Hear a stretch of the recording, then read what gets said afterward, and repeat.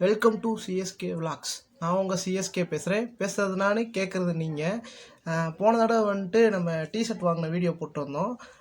CSK versus Mi match நடந்துச்சு. உண்மையிலே தரமான மேட்ச் தான்.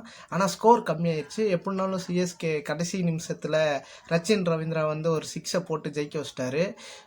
தலை தரிசனம் பார்த்தாச்சு. பட் இருந்தாலும் ஜடேஜா அவுட் ஆகிட்டு அதை செலிப்ரேஷன் பண்ணுறது வந்துட்டு கொஞ்சம் ஆக்வர்டாக ஃபீல் ஆகுது. அதை வந்து சிஎஸ்கே ஃபேன்ஸ் கொஞ்சம் மாற்றிக்கலாம். நாளைக்கு வந்துட்டு ஆர்சிபி விசஸ் சிஎஸ்கே மேட்ச் இருக்குது.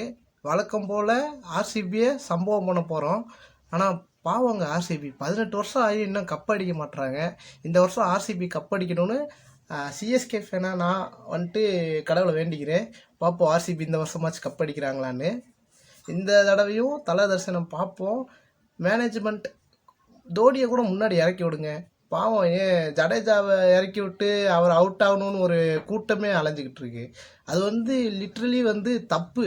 அந்த மாதிரி ஒருத்தர் அவுட் ஆகணும் அப்படின்னு வந்துட்டு யாருமே பேசக்கூடாது.